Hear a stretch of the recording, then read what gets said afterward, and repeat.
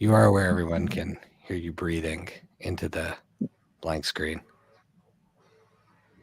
Me? Yeah. I have a deviated septum. So I don't know what to say. Who's everyone? I don't know. Hang on. Trying to go live in all the places. We'll be starting momentarily, friends. No, I know, but I feel like you're supposed to like tell people with like a few weeks in advance that you're going live so they can mark it in their calendar. It's a pop-up. Ooh, I'm going to put that in the notes. We are live right now, though, in case you decide to say something ridiculous. But the show hasn't officially started. This is like the preview show of us. I have been warned. Yes.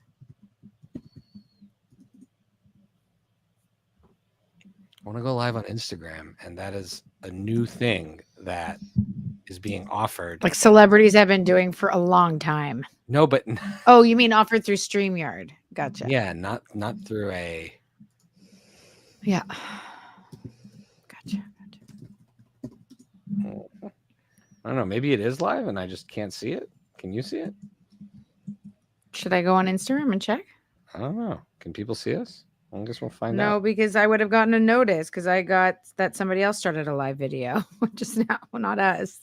So wouldn't I have gotten a time-sensitive notice? Oh, hold on. Here it comes. It's coming. We're going to be live on Instagram momentarily. I think. Possibly. Do.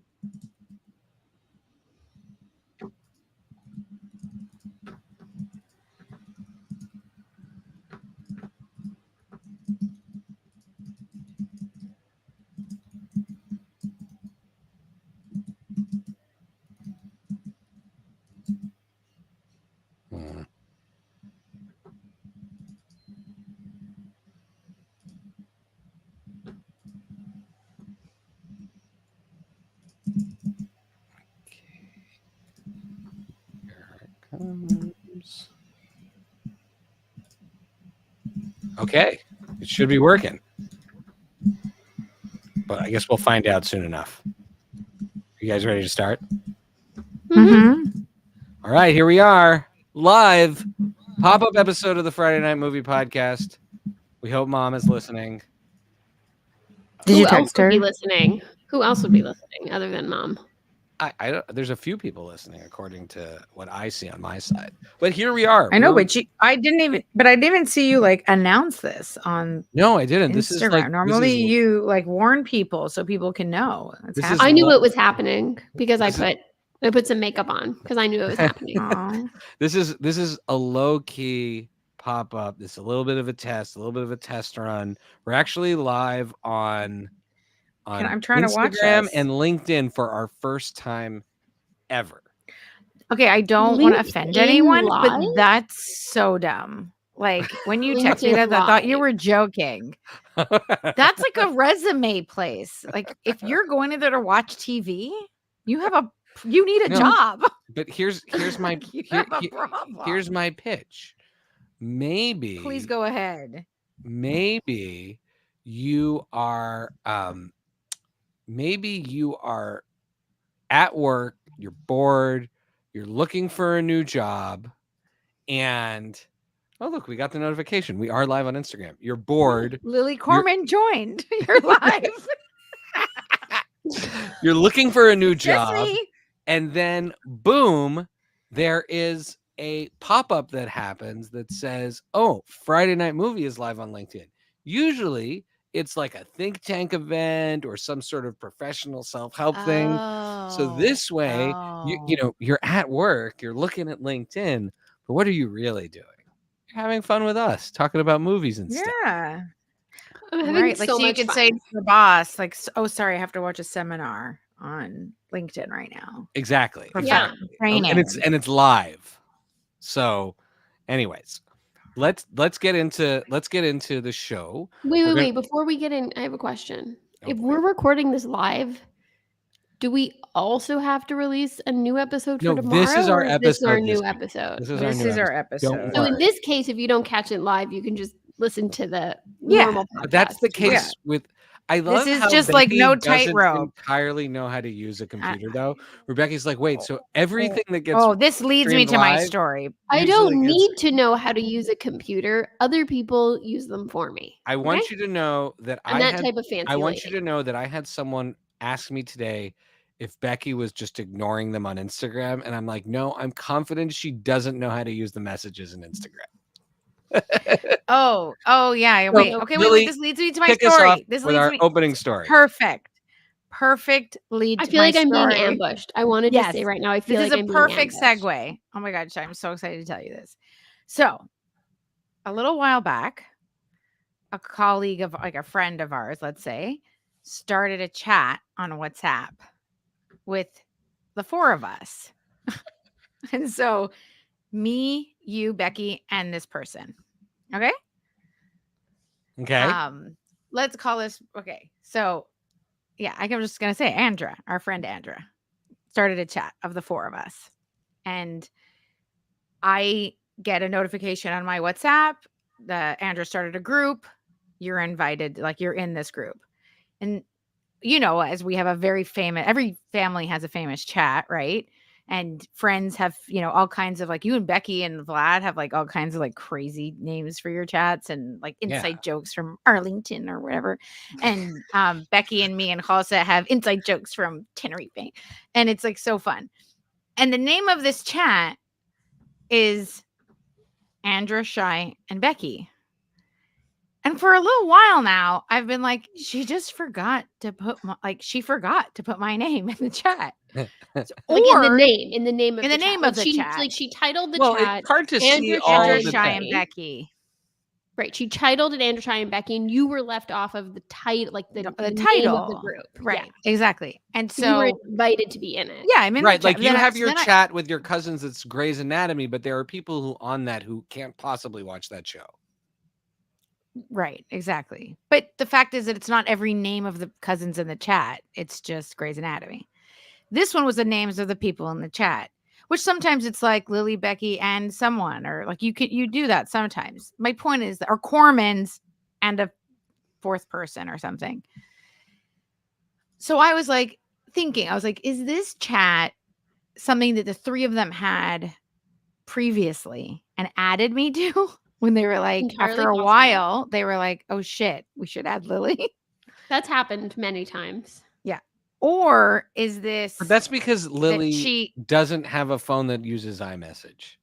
It doesn't matter. This is not an app-related issue. Okay? I mean, it's 100% an app-related issue. Okay, you sit down. I just feel like you and I are absolutely 100% equal right now. Yeah. Okay. Just listen. Hold on a second. Tony What? Dabish, one of the founders of the I'll Take Two podcast, he just said, hello. I usually listen to the podcast at 1.75 speed. You all sound very different. Amazing. That's you know hilarious. What? Lily's story should be put up to at least 2.5 speed. If you wouldn't keep interrupting me, but I could one tell more the interruption, story. which is that all this story proves is that you and I are equally dumb. Not that I am dumber than you. I'm going to prove the latter. 1 second. So, I a few weeks ago say to Becky, "Hey, do you think she just forgot to add my name, or do you guys had a secret chat and then like added me later?" And Becky was like, "No, she must have just forgot, but Lily, who cares?" And I was like, "I don't care. I just noticed it. And I just thought it was a bit weird." Becky's like, "Yeah, whatever." Then Becky, because it's like 2 weeks ago, Becky yesterday, was it yesterday or the day before? On Monday, I think it was. Becky sends me a screenshot of the chat and she goes, "Lily, it's just the way a chat appears if you don't give it a title. Because mine says Andra, Shai, and Lily. And no Becky because she's in it. And that just be like the default for WhatsApp because she must have not titled it." And I was like, "Oh." And then Becky's like, because I definitely looked at the chat and was like, "What a bitch. Lily changed my name. She changed the title and kicked me out." I was like, I cannot believe she retitled it and Lily, left my name out. Did you retitle it? Did you retitle it? No. No, look on yours. On yours, it'll say Andrew, Lily, and Becky. So the way I figured it out is I went to go message the group. Oh yeah, it does say that. Oh, first of all, like how did you not notice? How did you not notice your name isn't in the title? You weren't offended? I don't. No, because I literally don't spend time. I spend most of my life muting WhatsApp chats. So first of all, so the best was that Becky was like, admitted to me making fun of her. Yeah. So the first text she's making fun of, she's like, "You idiot." That's just what the default title is. Oh, and then she's like, "But I 100% thought that you kicked me out of the title." And that gave me an opportunity to bring up something to Becky I've been meaning to bring up. And I go, Beck, this is making me wonder, no criticism, but why did you change your WhatsApp picture? Like your profile picture? Oh, what? And Becky she's like, changed her profile what picture? did you? Yes. Becky's had camera for many years. For a camera for many years. How many? Let's say, I'm going to say, I don't know how long WhatsApp's been around. 10 years. 10 years that Becky's had this. And I noticed that the other day the camera was gone and it was something else. And she was like, "What do you mean?" And I go, "Your profile picture." And she goes, "No, I didn't." And I go, "Yes, you did. And if you clicked on the picture." Sorry, I'm gonna be in my pants. People are gonna be very sad. They missed this live Lily peeing in her pants. Lily, we're gonna call this episode Lily peed on her pants live. On it doesn't take very much, but dude, if you clicked on the picture, it's a picture of a package with your address. My address on it. And my name getting something delivered to your house with your full address for the world to see on her WhatsApp. And I was like, who's the dummy now? She didn't even. My kids use my phone a lot. It's entirely possible they clicked a bunch of buttons and changed it. I'm so sorry. Oh my God, I'm crying. Then I got very anxious about the fact that I've been broadcasting Shai's address. But with my name. Well, first of all, so both of you use my address for everything. I get packages for both of you all the time. And my kids walking around the house going like, "Oh, I bet somebody's sending dildos every time one arrives." Oh my God. So I guess Becky, I don't know why she even had that picture, but she didn't know that was her profile picture. She's since changed it. What's my picture now? She's since changed it, but I don't remember. It was the best comeuppance of her trolling me that I could have ever been given. You never even see your own. You'd have to go to your settings to then see your own picture. Oh, now it's a picture of a tiny little clay pizza one of my kids made. It's very cute. Well, that is nice. Becky's amazing at using Google Docs. Screw up using Google Docs around Becky, she will tear you apart. But I know, that's it. Any other, but that's it. That's where the I still uncursed someone out the other day for putting the wrong share settings. Shai was but that's where it ends and begins. Mm-hmm. Shai, I thought so. That's a great. That's a perfect way to opening, making fun of Becky, which is I think a real rare thing for this show. Mm-hmm. But we did watch a movie. Rare. We did watch a movie this week. We did commit to watching more movies in general. And we watched a movie. All three of us watched the same movie. Right in time for the Golden Globes and for it to win 2 that I know of. I don't know if they won other Golden Globes, but The Holdovers, directed by Alexander Payne, produced by writer David Hemmingson, Bill Block, and Mark Johnson, and starring Paul Giamatti, who won a Golden Globe, Dominic Sessa, who I think was amazing as the young kid, and then Devine Joy Randolph, who also won. You also have Carrie Preston, and Carrie Preston, who's in The Good Wife, who plays the True Blood. She's on True Blood. I don't watch that show. Elspeth, and then the great, I think one of the standouts, and we'll get into this, Jim Kaplan, who was fantastic as Lee Jun Park. It's great in that movie. I mean, my only critique of the movie is there should have been more Jim Kaplan. It's really the holdover, singular. Because Paul Giamatti is also a holdover. And Mary's a holdover. And Mary's a holdover. It's the three of them. Oh, okay. I thought it was There's a little bit of confusion in that there's a group of students and then some of the students get to leave. They disappear. Yeah. Although someone said that to me, they said they're there until they're not. I'm like, oh my God, is something going to happen to them? They just leave partway through the movie. And then it's really about a great vehicle because it makes the pain of being the only one much worse. Yes. It really it's bad enough to be the only one left there on Christmas, but at first you think it's going to be this breakfast club, a bunch of kids in a stuffy school with a teacher. Maybe they'll do some pranks, and then they take all of the kids' friends away right away. Right. Yeah. Even after he's like been very sweet and kind to Jim Kaplan's character, you think, oh, maybe they're gonna everyone leaves him. Right. Yeah. And so and I thought this was a beautiful movie. Like, this is an immediate buy for me. I watched it with my kids who really loved it. It's R-rated, but I don't know why, because I guess it has some bad words. I don't know. I think it's technically R-rated. Yeah, I don't know. But I thought it was beautiful. I think it's R-rated for the 70s because it takes place in the 70s. So that was kind of a neat thing, the way the movie opens with like the 70s style. Yeah, the whole thing and the credits and everything like is really leaning into a period piece. It was very cool. Okay, overall impressions. Lily, what were your overall impressions of this movie? I loved it. It was beautiful. I really enjoyed seeing so many new actors. Like it was just so fun. Like, that was my first impression. I mean, I loved it. It was beautiful, but I think something I take away from it was all the new actors that I hadn't seen before. And I was saying this to Shai before, Beck. I was like, I love Jeremy Allen White, and Shai and I've been championing him from the beginning of Shameless, but it's like, enough. Like, sit down, give somebody else a chance. I feel like he's in everything.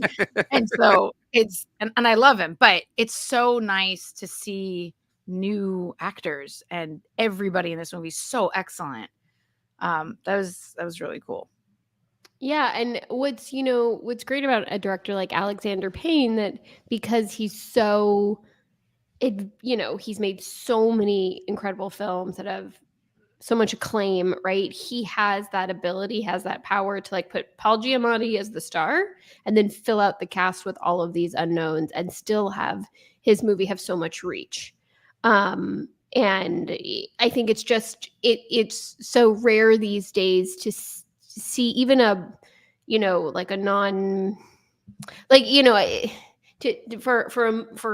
see movies that are going to have decent budgets and campaigns, and like the Holdovers was in theaters, something like that, and have it not just be all the same faces that you see. So it's really special in that way. I totally agree. I thought the production, I thought like the production design, there were like so many little details that I really loved. I hope you all caught, and I was able to point this out to my kids because they really wanted to see this movie. So like, it was cool for them from the get-go.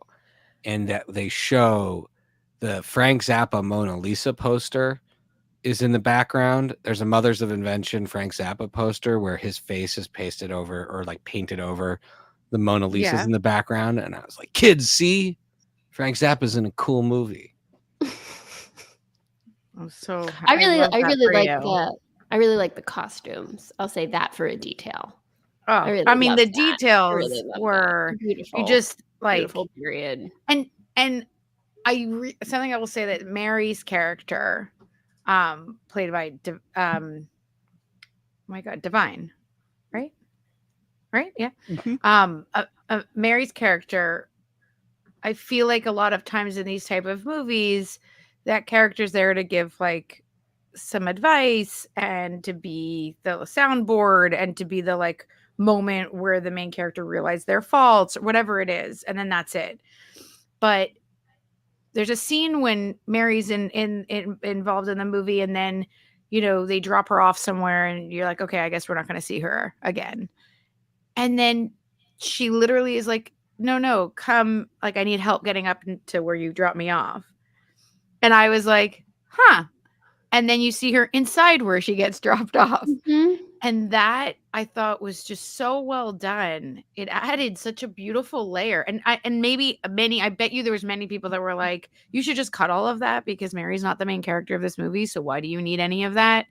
And I really appreciated that. But it's what allows her to be. It's what allows her to be a full character with a full arc, and allows her to be complex, and it makes it really beautiful. And because you get to know her so well, you know what she's struggling with, what she's dealing with. She is better able to complement the arcs of Paul Giamatti and the Angus. kid, Dominic, whatever. What's his name in the movie? Angus. Angus. Yeah. It's hard to have a movie with Paul Giamatti in it and remember the name of that character unless it's Pig Vomit from Private Person. Exactly, 100%. And to that end, I was going to say about his character, what was so cool about his character is that, yes, it's a character that needs to grow and experiences tremendous amount of growth, but he himself is so complex in that this is a person who does operate with an enormous amount of compassion and integrity and empathy. He does, but it's just who he chooses to bestow it on, right?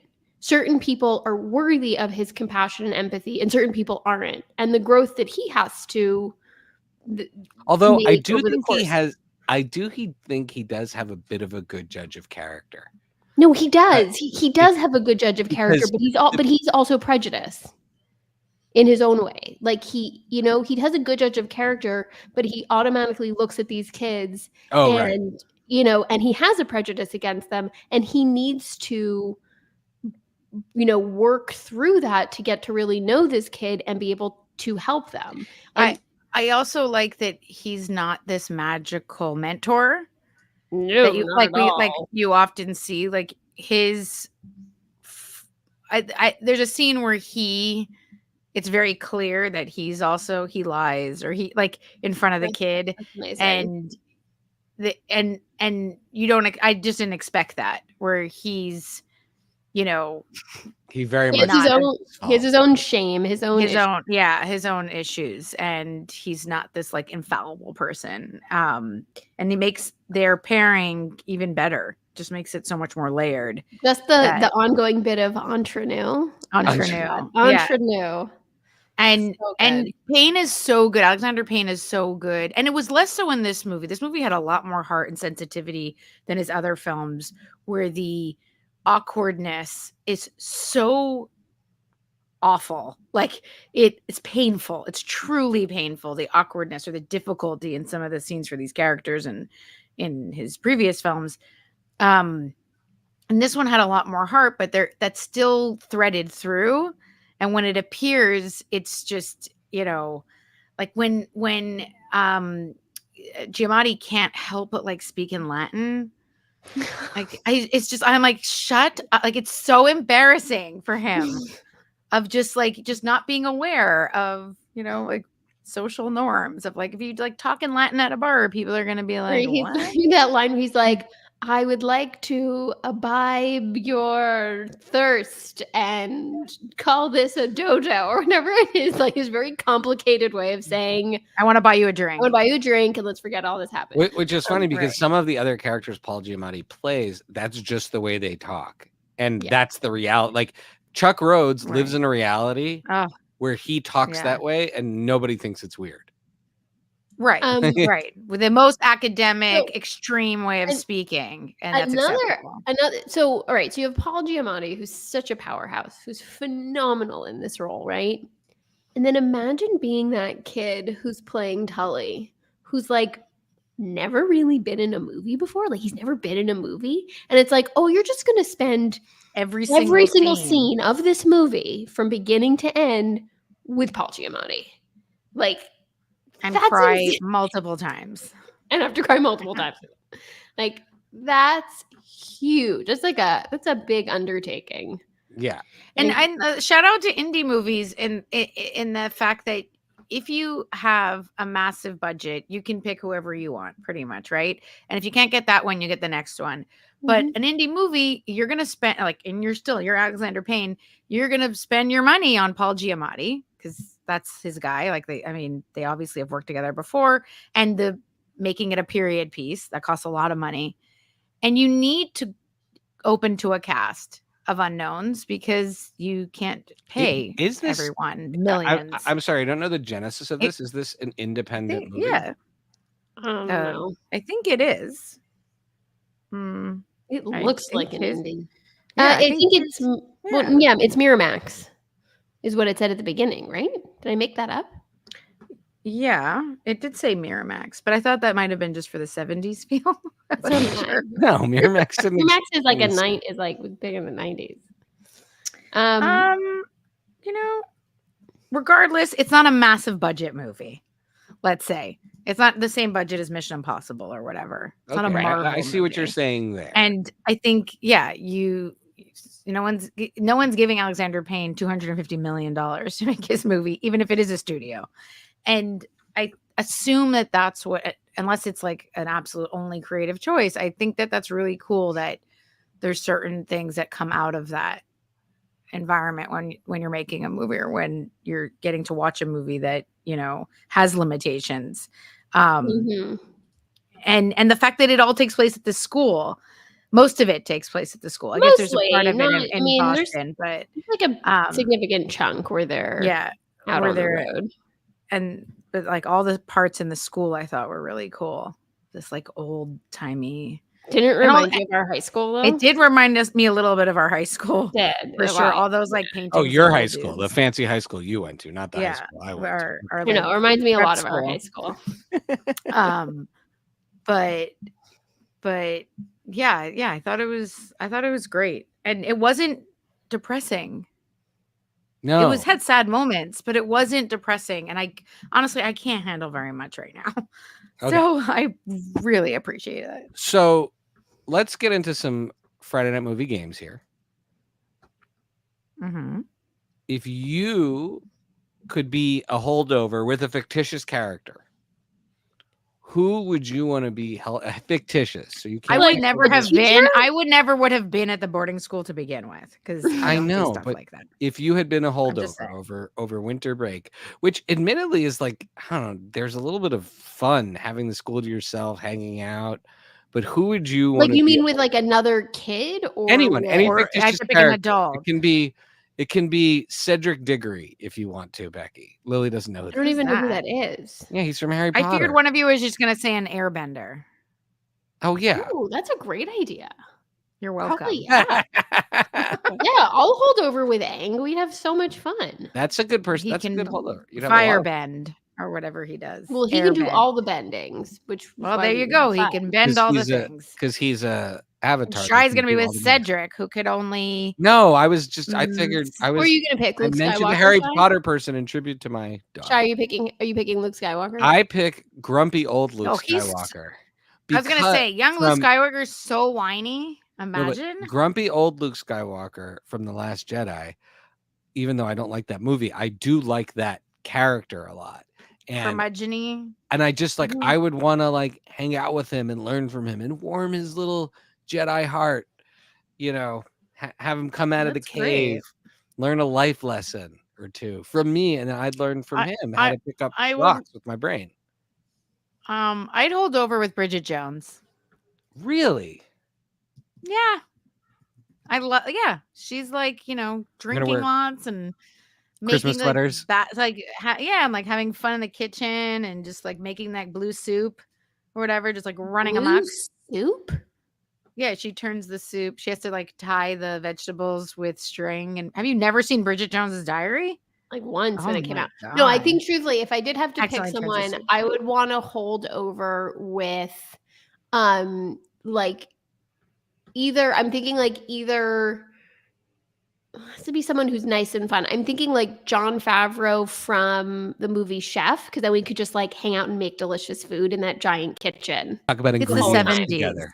It's the 70s. It's just meatloaf, Becky. That's the only people are making with ketchup. No, Mary is making great food. Famous chef. Famed chef. Oh, Mary is, but that's Mary. I'm just saying. So then maybe famed chef Alice Waters and I are hanging out, because that's kind of like, I guess when she was famous, a young budding chef making delicious farm to. But then you're right. We only have what's in the walk-in. All right, maybe we're airbending for 2 weeks. In the walk-in. That's true. Okay, now right. let's say there are these great supporting characters of varying degrees. Let's say you were Angus and you could pick one. Why is my screen the bigger one? I don't know why. Because you were talking a lot before. We can go back to normal size. There we go. Yeah, let's go back to that. Thank you. I know Lily looks like she was the Yeah, star of this guest. episode. We can put Becky in the big box now. Mm-hmm. I did put makeup on for the occasion. Okay, there we go. Makeup Becky. Muzzle. So I look much better in the big box than the small box, for the record. So let's leave you. I think the opposite. I like you in the big box. So let's now, if you were Angus and you could, or you were you, and you could have picked one of those kids to not get to leave, like not to ruin that hot football guy. Obviously. I didn't put him on the list for that reason, because he's the obvious easy one to pick. Obviously, he's so nice, so much fun. He has a car, cute. and he's so cute. And his dad has a helicopter, right? Yeah, and his dad has a helicopter. Please, okay, so he's not in the running. No. So you have three. It's Byron Meh. You have Teddy Kuntz, the dick. You have Alex Ollerman. These are the character names. Who's the young Mormon. one? The Mormon is one way to describe him. He's also the one who loses his snitches. gloves? No, he loses his gloves. He snitches. There's a few different things that are about his character. Right. And then there is Yi Jun Park, played by the great Jim Kaplan, who has an emotional time. It's not so easy for him there. So which of these kids do you want to be held over? What's your order? Your buy, rent, and your Meh. Okay, so I'm buying Jim for a few reasons, which is Park, the kid Park, because I think he's the one that would be most open to really making a friend and building special memories, because he's been so lonely. And if we were stuck there for 2 weeks, we could get into all sorts of shenanigans and have so much fun together and really build like a true friendship that would be life-changing. That's and then maybe you could invite him on a trip to meet his family. Right? Like, oh yeah, right. Then you could go travel with him. Travel, it'd be really cool. Then I'm gonna pick what? My rent is the Mormon kid, because even though he seems like a little annoying, I would have like so many questions, and it would be a great opportunity to have them all be answered. He seems like he really wants to tell you about. He did. He was telling everybody. Right. He corrected underwear. Yeah. Right. He corrected. Yeah. So I feel like you'd have really great conversations, and you could learn a lot. That's true. And definitely, you wouldn't throw his glove away. I absolutely would not throw his glove away. I mean, it was take him into town and help him buy a new glove. What? Yeah, and then Meh, obviously Kuntz, he's so rude and mean, and I just feel like it would be so miserable if it is funny the way he gets his comeuppance at the end of the movie. He does. It's so satisfying when a villain gets their comeuppance. Yeah, he wasn't like a major character in the end, but I enjoyed that comeuppance. But it was a small comeuppance, but it was just that like overconfidence that he has, just biting him in the ass. That's great. Right. Okay. I would say that I'm gonna flip Kuntz and the Mormon kid, because snitches get stitches. So I'm maying that kid. And I want to believe that if I had 2 weeks with that little shit, I might be able to like whip him into some shape. Lily likes a misfit. Okay. Now let's asshole. So Holdovers, I give it a buy. Oh yeah, buy for sure. Oh yeah, buy, absolute buy. Yeah, no, I loved it. And I think Divine Joy. I forever I was championing America Ferrera, and I think it would be great if she won an Oscar. But I think Divine wins the Oscar. Oh yeah. Like I watched this movie and I forgot about every other performance this year, and I was like, oh, she should win an Oscar. She's amazing. 100%. Paul Giamatti, I'd like to see him do it. It's hard to tell with the way Oscars politics. I'd love to see him win at some point, but there's a lot of Oppenheimer happening these days. Yeah. So all right, let's get into our shout outs and Rex. Becky, what have you been watching? I feel like you've been sneaking out to the movies a lot lately. I talked already about Wonka, how I saw that and loved it. And then I also saw Migration, which was it's like a fun, cute watch with the kids. Like, I'm not saying we're going to rewatch it a bunch, but like for a one-time watch. Is it animated? I don't know that movie. It's an animated movie. Kumail Nanjiani is the lead actor, and Elizabeth Banks, and they're really, really, really funny together. And then for the first time, so we go to the Alamo always to see our movies, and when we were there seeing Migration, there was an ad for a special screening they're going to be doing of The Greatest Showman, which is that Hugh Jackman, Barnum Bailey, like P.T. Barnum movie, right? And because they're going to be doing like a special screening of it where it's a sing-along, and we saw the preview, and Miri and I were like, what? This movie looks amazing. So we went home and we watched it. Absolutely loved it. Like, we both. Mom has been trying to get us to watch it for years. And we're going to go back in a couple weeks to the theater to watch it again on the big screen. My kids really like that movie, and Zac Efron is the reason why they watched it. It's so great. Miri, who's seen High School Musical, she has her own names for all the characters. So Hugh Jackman is the ringmaster, and then Zac Efron she calls musical boy. Body. She calls him musical boy. That's what a lot of people. From that's High what School a lot Musical. of people. That's why he did the Iron Claw, so people will stop calling musical boy. But I have to say, it's fantastic, and there's gonna be at least at the Alamo near us, near where we live in Arlington, there's gonna be a sing-along screening in a couple weeks, and we got our tickets, and we're so excited to go see it on the big screen. Well, that's very great. cool. I'll just Yeah. add. Do you want me to actually get tickets for your kids, John? I don't know. We gotta ask them. Tony Dobish piped in, and by the way, said he'd hold over with Forrest Gump. Lots of stories, endless chocolate, Dr. Pepper, and shrimp, which I think that's a great. Oh, that's a great one. Lily, what have you been watching? Great one. I had a really good run there for a minute. I watched a lot of things. Oh, and then I'm also watching one more thing that I can't talk about because it's under embargo. But I'm very excited for when I think you just can't review it. You can say it. No, I'm not going to say what it is. No. Oh, I don't want to get in trouble. Don't get me kicked off. But I'm off. so excited for when we can talk about it. Okay. Okay. I saw Suitable Flesh. Me too. I watched it also a 70s. Yeah, no, 70s. It's more of like, well, I guess it's a 70s, yeah. But it also felt kind of 90s at the same time. I get, yeah. Well, no, I would say that doesn't take place in the 70s. I think it's very 90s, but it's an homage to like the types of horror that were popular. Barbara Crampton, in the 70s. who is in The Reanimator, produced it. Right. And it stars her, Heather Graham, Judah Lewis, who plays multiple people in this. Big Judah Lewis fan. He's huge. He's possessed, and so he has to play a few different characters, and he is great. Yeah, it was. If this is your thing, I would say, like, if this is like body swap horror is not your thing, don't watch it. But if it's your thing, if you like a good movie. and there's some beheading, there's a lot of blood towards the end. Yeah. The end really brings it. Yeah.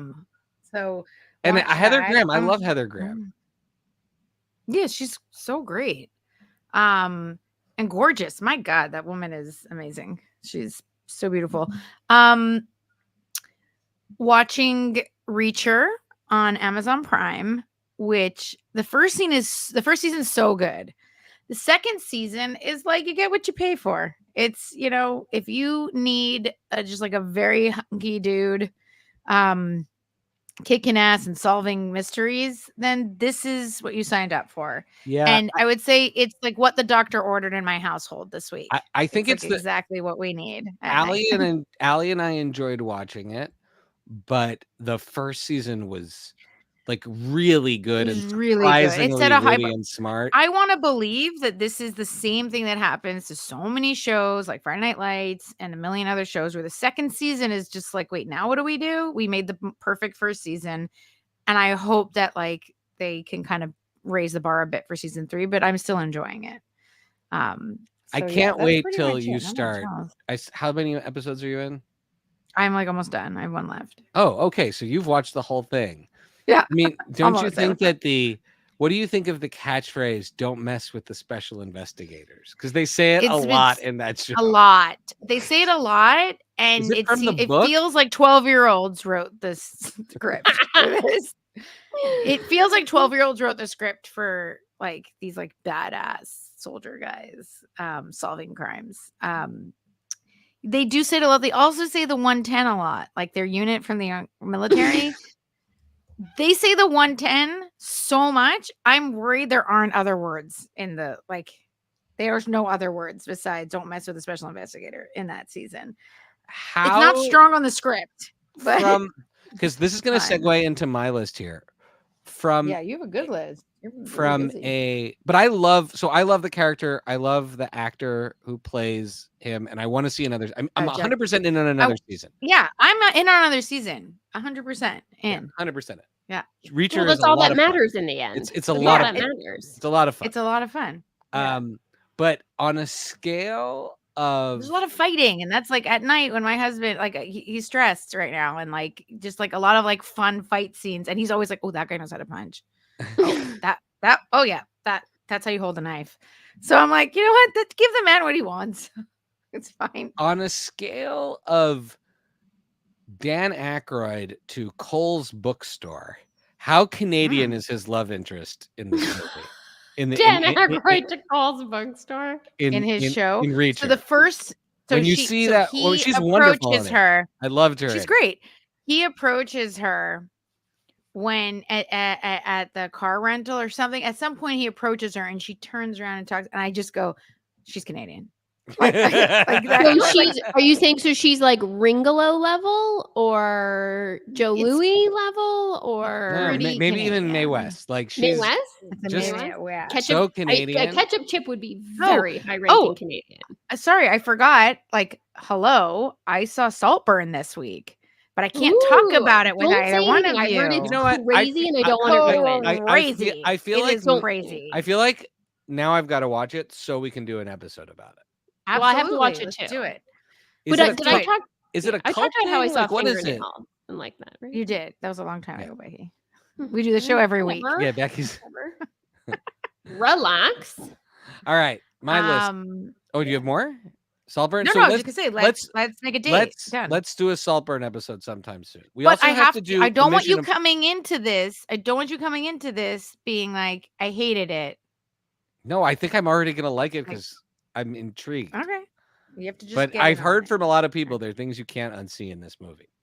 Nope. But I really liked X, and X was like that haunts my dreams all the time. It's similar in that there's I think I would say there's similarities in some of the weird stuff. Okay, so I've been on my Elliot Gould run.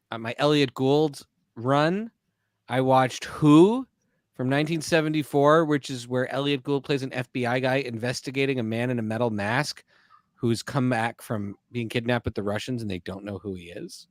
What do you think? I love him, but I've never even heard of that movie. No, it's a very obscure movie. I thought it was awesome. Our friend Aaron Levine recommended it.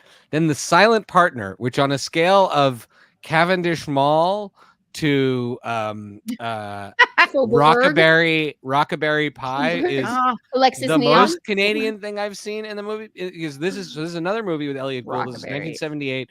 He plays a guy who essentially spontaneously participates in a bank robbery, and then all of the anxiety in his life starts building, and he becomes more and more bold having committed this crime. But then he gets involved with all these horrific things, including Christopher Plummer, who plays a psycho, a bona fide sadistic psycho in this. That movie does take place inside a Kohl's, right? Well, so the movie starts, and I see the Eaton Center, and I'm like, oh boy, how are they gonna? I guess in the 70s, no one even tried to make New York look like New York. And then he works in a bank, and he starts thumbing the bills out, and they're all different colors. Christopher Plummer just went home at night. You can see John A. McDonald's face on the $10 bills, but then they admit that the movie's in Toronto, and you do see a Kohl's bookstore in it. Anyways, again, it was that slow 70s thing, but a really good thriller. Saw Suitable Flesh. Started at Vlad's recommendation, Fired on Mars, which is an animated that's great. show. I've also been watching that. That's really I don't funny. know about that. It's really like funny. a dark animated comedy. You guys love animated shows. And really has Lily. that adult. It has that Adult Swim vibe. And then last night, Allie and I. But Lily, you like it. Luke Wilson does the main voice. I love Luke Wilson, Pamela Alden. I forget. And Adlon. Adlon. Yeah, I always say Alden. And then last night, Allie and I started. We watched the first 2 episodes of the final season of Letterkenny, and I can report back that they were excellent. And they're both hilarious. What is that, season 27? 12. Season 12. And it's excellent and hilarious. And there's also a really interesting sort of character arc conflict going on that I'm enjoying, and I feel like is sort of like long overdue. So great. I'm sad there's only 4 episodes left, but sun darts is all I got to say. And with that, thank you everybody for listening. This has been a fun live episode. Sign up for our Substack. Go to Friday Night Movie or Friday. If you missed the beginning and you want to hear how I almost peed a little bit on the show, listen from the beginning tomorrow when it go drops. to @FridayNightMovie or go FridayNightMovie.com @FridayNightMovie on socials and sign up for our Substack and get the weekly recommendations and other fun things. And check out the video Becky and I just launched of us tasting out the delicious Pagels from Bedrot Bakers and our dear friend Steve Friedman, the inventor of the Pagel. So check that out. I can't wait to try some when I visit. They're delicious. Bye. Have a great day. Bye. I love you guys.